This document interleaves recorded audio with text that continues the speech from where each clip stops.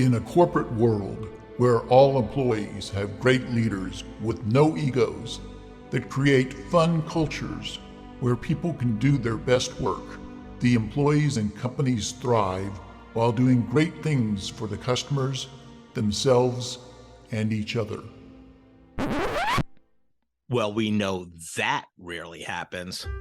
I'm Jeff Palacio. I have been a leader for over 40 years for every t-shirt size company, from small 16 employees to extra large over 1 million.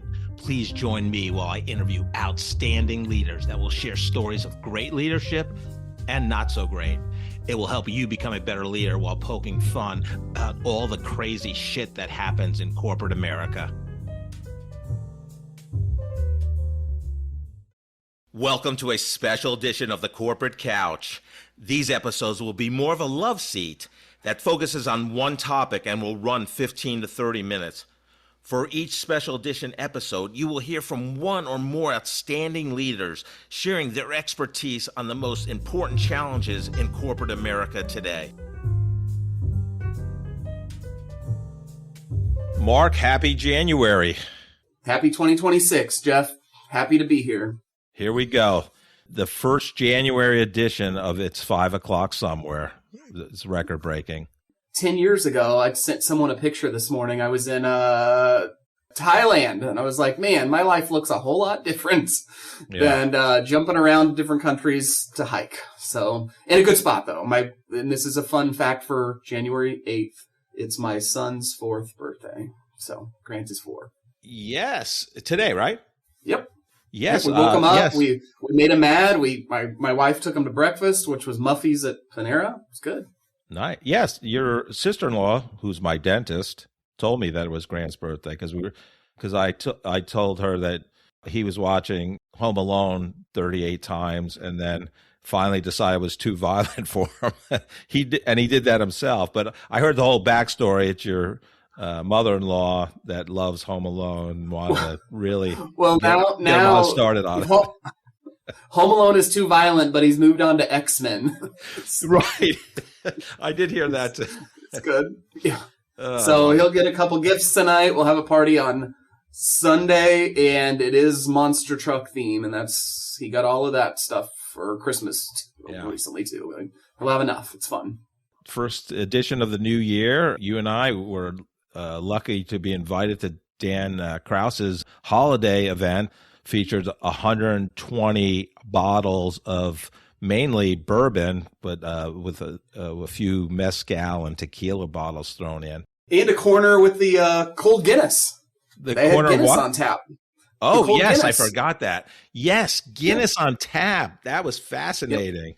I mean, in somebody's basement. That's all I drank. Because I never had too much fun saying hi to people before I made it to the bar and saw the, whatever, do you say 100 bottles? There was a lot. 120. Well, yeah, 120 he said in the LinkedIn post. So that was nice.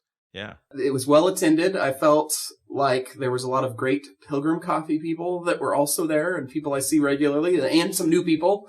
So it was a good network of good people we all know, which was fun. Who was the biggest asshole at that party? Let me think about this. I'm just going to call out Dan Vile because I saw him across the room and I never got to say hi, and I'm blaming it on him. So nobody was an asshole, but if I had to pick someone, Dan, I'm calling you out because we didn't get to chat while I was there. I know, Dan. I did not talk to Dan. I'm kind of mad at myself, but I don't know how late that party went. I know you had to leave a little bit early and you left before me, but I'm like, hey, it's a school night. It's a school night the day before Christmas Eve. You picked me up, so that was good. My wife didn't really know where I was going. I said it's a neighbor, but I don't want to walk. It's in the neighborhood, but it's not walking distance in December. And she said, I want to pick you up and we're going to run errands. She wasn't feeling well, so we went to 5 restaurants and picked up gift cards because she was sick the whole week prior. So she picked me up after a happy hour at Dan's house, or the bourbon party, and she rolls over to his house and, I don't know, 30 cars were out in the front, all scattered throughout the neighborhood. She's like, what is going on here? And I was like, I just thought it would be a small group bourbon tasting, and it was a big group bourbon tasting, and Dan's done a good job of connecting with lots of people that enjoy that. And I'm not a bourbon person, but they had tequila there. But I just enjoyed a few Guinnesses and then ran errands with my wife, but she was blown away by the parking lot outside of his house. It was a good event that I will want to go to every year, so it will be added to my list. Yeah, and 30 plus years of Hallmark ornaments since Dan worked at Hallmark for years. And his dog awards on the wall, Fog. You probably saw that too. There was lots of good things in his basement that could tell a lot of stories. Hey, congratulations. I saw Nick Giuliani posted on if you need a keynote speaker, he included you and Mary Mesmer and Joe Goldberg and Katie Irvin, I think. And not you, but I think you're working on that this year. So here's my story. Yes. I'm working on it. Yep. We're all works in progress. Well, I'm working on it too. I don't think I've ever done a keynote, but I have spoke, and this is the year of deciding if I hone in on doing better and leaning into more speaking. So you've already decided that, I think. And yeah, that's my goal. Also had training in the past that I'm considering too. So the what? The training, the speaking training. You've done the training I'm now considering. Yeah, Mike Bailey. Haven't hired Mike yet, but it's time to put your talents to work, Jeff, is what I'm saying. That's right. I invested a lot of money and back you introduced me to Mike, so now it's going back to you. But yeah, no, I'm very excited. I just figure with all my corporate experience and now, over 200 episodes of the podcast and talking to a lot of great people, it's going to be a great year, I think, in terms of getting that out there in the universe and seeing what happens. So I just want to help people, and I think it will help many people. So thank you for we will have offline discussions on who we should continue to connect, because I'm excited for that for you this year, and I will learn something just watching you, I'm sure. But I just booked 2 speaking things that are kind of fun. One of them is to the other dark side on the state line, the University of Missouri. They have a financial planning program, and I'm going to go check out Columbia. They have a student group, and that will be fun at a place called the Humboldt. Looked like a bar when I looked it up, so maybe it's not a college event. Which it'll be a laid back version of my experience in the industry and then about my book. And then the other one, I just got invited this week to speak at. It's called the Small Business Council for the OP Chamber. Libby Tucker's in my Rotary Club and thought of me for that opportunity. So it'll be another just version of how to network well, leading with kindness. So nice. I need to get with Mike before all these things start coming up, probably. Yeah. No, and when you're in Mizzou, you get some Shakespeare's pizza. I mean, got to have that. Got to get a slice of that. Or my brother-in-law went to Mizzou's law and Trops. He always talked about that. Do you know what that is? It's some kind of bar where it smells like puke. Well, those are there too. I've been there once, and it might be closed, but this was when my wife's parents used to live in St. Louis, so we'd stop by. Maybe I shouldn't put this on camera. And Trops sells frozen drinks to go. Yeah.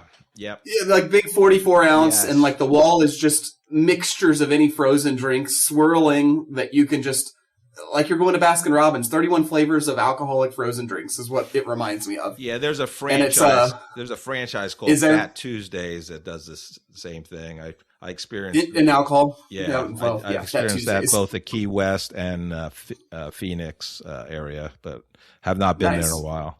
They had something called like 151 octane or octane 151, and that was like, I think it was 151 proof. I'm not sure of that, but that was the killer one. I just like Dan's party. I just had 2 or 3 Guinnesses, and I'm good. I don't need that. Yeah. So I talked about one of my goals is to get out there, talk to groups to help them. But I know we're in early January, but goal setting for you, how's it going? That's a great question. It's going. Not as productive as I'd like, but we're 1 week into the year, and the health and gym have not been visited as much as I'd like already. But health is a priority for me this year. And that doesn't have to mean working out. It's also regular doctor visits. I'm one of the statistics of men that don't see their doctor like they probably should and avoids them. So that is on the goal. And then reprioritizing my calendar is a slow unrolling of nobody meets. I don't have commitments on early Monday morning, and it's morphing into some other things that will eventually open up sometime. So I think it's going well, but man, the year kicked off busy. I meant to not work the week between Christmas and New Year's, and I didn't work, but I met with people and didn't do any of the things I planned. So that seems to be a trend for me, which is okay. Well, speaking of health, I know we talked last time. I had my first visit with Nora, a neighbor at Palm and Light, her new company. And I heard that you, since we last recorded, had your first session. So how was that? Oddly enough, that was on December 31st. And so part of, I don't think I planned for that day, but it was open. But I was like, let's end the year. And the goals she talks about before the meeting, like I want to go into 2026 with new energy and carry the momentum and see what comes up. And a lot of things that were obvious that I was thinking she was able to go through in terms of the session. That's an hour. I think we did a similar session. She sent me some follow-up stuff that I have homework to do that I still need to do. But a lot of it was stuff that I internally already knew. Yeah. A lot of it has to do with mid-career. Like you've gone from building something and now go from maintaining and continuing the momentum without working so hard to build it. So I think you've been the one that says what's the other one that's part of that? Oh, be a human being, just be, not versus a human doing, like do, Yeah. like Like shit. being is what I need to do. Yes. So I'm sure you had a similar experience. And I didn't tell you this, but my right hand went numb the whole time. Like halfway through, my right hand, mostly my pinky here, and I was like, oh, is that a sign? What does that mean? Like I'm thinking the whole time while I'm going through my meditation, and afterwards we talked, and she's like, oh, just move your fingers a little bit. You need to wake them back up. And I was like, no, it has to have a deeper meaning, right? It didn't, but it was just interesting how thoughts come up, colors you see, that meant something too. So you did that probably a month before I did, and are going to do it again. Yeah, actually today I'm on my second session with Nora, so fantastic. So in December, I really focused on letting go of my workouts in terms of not totally not doing strength training, but changing it up and not saying like every workout I have to crush it and I have to burn so many move calories and all, and per session and my heart rate needs to be this. And I'm working on my mobility and my, flexibility. I've been sitting in office settings for, since college. Sitting is not good. You need to, it screws with your hips and your hip flexion. And I think I'm really just, I don't have to respond to this email immediately. So I'm really just trying to take it, it's all going to be there. It's good to be responsive and all that, but it's not a must have. It's taking my wife's advice. It'll all be there tomorrow too. Yeah. And her biggest thing, because she got into gym, we joined Lifetime last year, maybe 6 months ago, is I'm less cared about the results. I more care about the way I feel about what I'm doing. Right. And man, then you don't have to worry about so many reps, but you feel better afterwards. If you let go of all that, I guess you feel better. But I share your same struggles, so I understand. Yeah.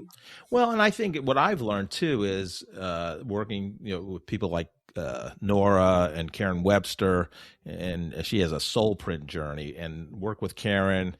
And the thing is, when you do stuff that you think is not productive, and I'll put productive in quotes, air quotes, it is productive, because if you stopped doing what you're doing and went outside for a 10-minute walk, that you're going to come back better and get more stuff done faster versus trying to grind through, like, oh God, I got to get this stuff done. But if you just relax, statistics say it for sure, or went to work out at lunch, you go to Lifetime or whatever it is, you don't need a whole. Or flow gets better. Flow, meaning productivity, and then feeling better. Yeah, I can tell you, I've been in flow periods of time when life just seems better and times that don't. It's just a matter of how do you practice the things that you're talking about so that you're in flow more. And that's an art. Nora can probably help with. You did this, I'll just mention this because it's interesting. Did you do Reiki years ago with Alex McAnderson? I did. I had one session with Alex because her and I Me met. too. We were on Eye of the Immigrant Board together, and That's right. Yeah. I had a good experience with her too. So this Yeah. isn't, it was just different. And maybe you experienced this too. Alex's was guided meditation with talking and telling me things about what to think of. Cause otherwise it's weird for me. Like my mind went weird place. Nora's like, what did you think about afterwards? And I was like, I don't know, how my hand was asleep. Like I was like, oh man, I didn't think I'd have to have this conversation. But with Alex, it was like walking me into somewhere else in another presence. Both of them were totally different experiences. Yeah. So it's interesting how it's an art that people can do differently too. Yeah. Yeah. Both 100%. of them are good in different ways. How about what's going on with the audio version of your book? Has it already been published, if that's what you call an audiobook? 5 million downloads. No, I don't know how many downloads it has, okay. But yes, it's available. It's perfect after I read it, 5 different ways and got words right. And I'm glad it's out there because some people have commented. It's interesting. I'll say Michael Emarino. This is a funny story. He drove overnight to buy a new car, and I think he drove to Maryland or somewhere that's not close by. So I get a text, and it's the voice text, and I'm terrible about them, but he's like, I just read or listened as I'm driving your first chapter. Here's my recap. Here's what we need to talk about next time. And I was like, oh, and then 11:30 p.m. he's the next chapter in. I listened to the voice, I listened to chapter 2. Here's my thoughts. I didn't know you'd been in Namibia. I've been there. And so you get interesting feedback, especially people that reach out. So I'm really glad I did that. Now, have I listened to my voice? No, I don't like myself on video or voice. So, but for what it's worth, it's available. And I will also mention one more thing about my book is I got my first payment from Amazon. It was a surprise. I forgot that you get paid for selling books, but you have to wait 60 days from the release of when it initially is sold. And then automatically, I think it was $900 showed up in my checking account from Amazon KDP, Kindle Direct Products, I think is what KDP stands for. So then I logged on there and I go, oh, and then a month after that, so it's trailing, there'll be another few $100s. And although I didn't do this for the money, it's a nice perk. Yeah, nice. That I've since given to Growing Futures, which is an organization I support anyways. Yeah, that's cool. So what about you? 2026, our podcast continues, but you have the whole podcast outside of us with the Corporate Couch. So any exciting guests or people coming in for you? I interviewed a CEO for their internal podcast. So they're a client. They're a $4.8 billion company, give or take. And that was a little bigger than CRC Financial. That's good. Yeah, that was pretty cool. Again, it's internal, so people can't listen to that. But yeah, really admired the person. Actually interviewed him and one of his EVPs at the same time. So internal means just for their team because it's hard to get a message out. I'm sure they have 1,000 employees. I don't know. It's for a sales or one of the divisions of the company and their sales team only. So they have a fair amount of people out in the field. So it's just a fun, engaging way to get messages out there. And it's not about EBITDA and what's our 3-year plan, all that. So when I interviewed this CEO and his EVP, it was about what do they like, in terms of being a person, humanizing senior leadership as part of it. And then other episodes are going to be, I'm going to interview XYZ, rep out in the field about their best practice in selling a product or a bunch of products or building relationships or whatever it is. So it's fun. It's a great way. You keep the podcast about 15, 20 minutes, which is, usually the average drive time between, territories, customers. And I think it's how people digest information. I mean, it's the whole, I get an email too long, TDL didn't read, whatever. I've seen that everywhere in the last 6 months. Too long, didn't read. TLDR. Yeah. But this stuff, people are like, add it to a queue to listen to when they have net time. no extra time. They're already driving. They might as well listen. So Right. I think it's a good space that's going to continue. Well, and they're consuming podcasts on their own anyhow. It's fast growing, all demographics. Every generation is listening to podcasts, and you retain more of the information, via audio. So yeah, the other person I have coming up, mentioned him briefly last time, Mo Bunnell. He wrote Give the Grow, and he has a Bunnell Idea Group. It's a sales training development, and he's going to be fantastic. So I've ordered the book, yeah, but that matches a lot of my philosophy. So I'm excited to. Yeah, it's a fascinating book, and that was thank you again, Joel Goldberg, for that. Not only the book reference, but he actually introduced me to Mo. Had a 30-minute call with him this week, and is he here on the podcast? No, he's in Atlanta. So nice. Yeah. Yep. Yeah, that's it's really cool to see how the podcast continues to get far outreaching, which this world is small. Any fun events coming up for you? I have a birthday party tonight for a 4-year-old. We're not going to Chuck E. Cheese this time. It's local, at home. I will mention this. We also went to Andretti's. Yeah. It's over. It was crazy. For those people that don't know, it's go-kart racing place, but they have more than that. Video games, a little kid area for go-karts where they don't go too fast, but still, Grant loved it. Emily ran around. They played the games. It was fun. Event-wise, charities, Wabash Cannonball's coming up. Bridget and I are chairing it. It's coming together really nicely. It's a great K-State event. We have a sellout again, so it's just another good night with other Wildcat fans. Lots of things going on for K-State with a new coach coming in. That's an exciting time for next year's football season. I'm not that Coach Kleinman wasn't great, but I'm ready for this new coach. Yeah. Any events for you?